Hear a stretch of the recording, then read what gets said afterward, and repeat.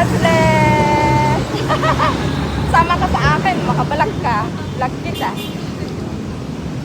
Mga crew! Hi! Si ganda, nahihiya siya. Brandon!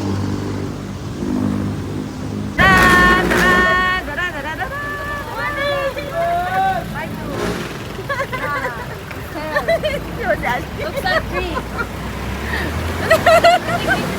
Ito, nagtawag pa talaga eh. Mga camera sa iyo. Ito yata. Kasi ako yung I wanna experience the riding. Ano makapag? kaya ako yung game. Bayo na ako. 40. Okay. We are at the bus. Ta-da! Oh, but go. Bayad go. Kaya mo. Makano? You have to give it to the driver, baby. Kaya, kaya, kaya. Okay, dun sa litrato na. We're going to the class, everybody. We're trying to... Brendan and Dio is trying to experience the jeepney. The one that open on the back. And they just hop in and hop out now. Ayan, yan. Na-experience sa Lebron. Brendan! Hi, say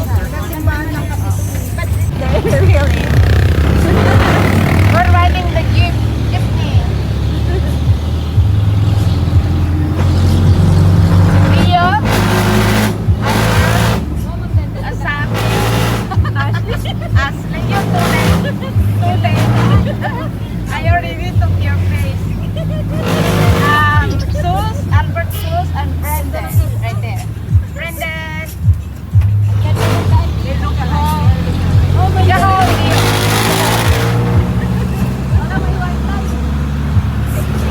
Sabi siguro, ang bilis mo. Ang bilis mong tatakbo. Live na sila, no? Live na sila. Nakuha na ko kanina eh. Welcome to Antipolo City. Hello everyone. We're going to church. This is the oldest church in the mountain, Antipolo Church. We're like 8 people together for a group. Nice? Like it? Yeah. Yeah.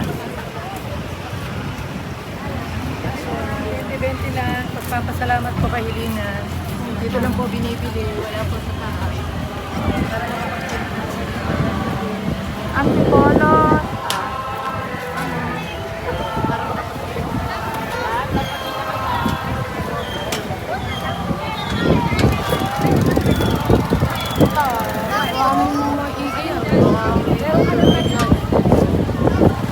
Okay lang.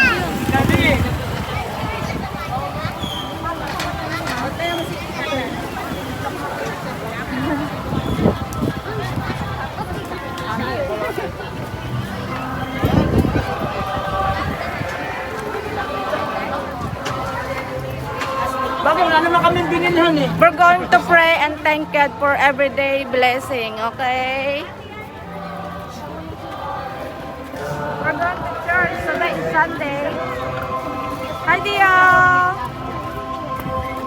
Dio, The am I? Lord be with you. A reading from the Holy Gospel according to Luke. I'll see you next time. Jesus was praying in a certain place, and when his relationship, hindi ito tungkol sa orasyon, ito'y tungkol sa relasyon. Nagdadasal tayo, hindi dahil may kahilingan tayo. Nagdadasal tayo dahil ibig nating mas mapalapit sa Diyos. At sana po ganon ang nasa puso natin, kayong mga nagsisimba ngayon. Bakit ba sa Diyos? Walang mayabang na marunong manalangin. Dahil yung mayayabang, wala yung panahon sa Diyos.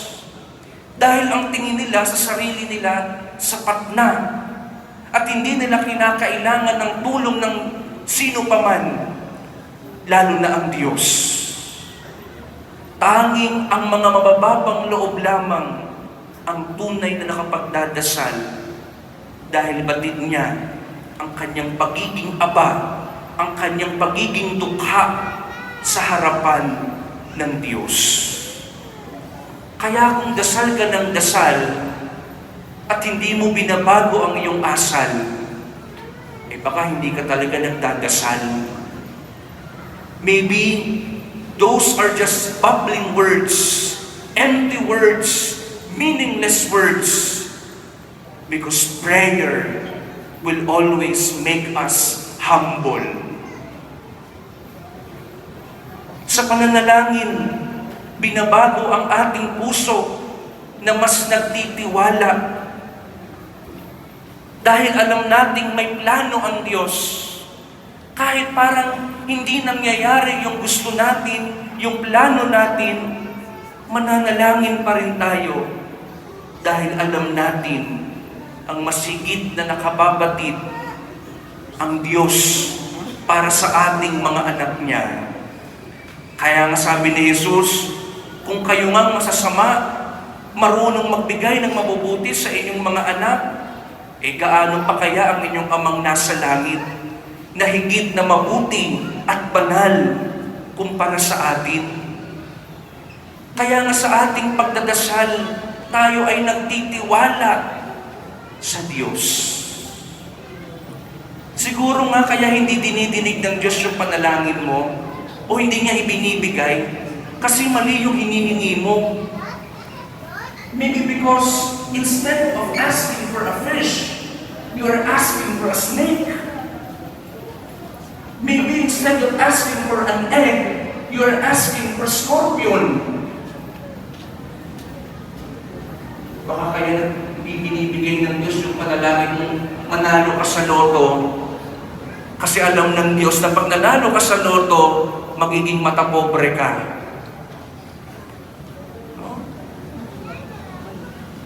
May mga panalangin na hindi talaga ipagkakaloob sa atin kasi alam ng Diyos na yung dinadasal natin, ikapapahamak natin.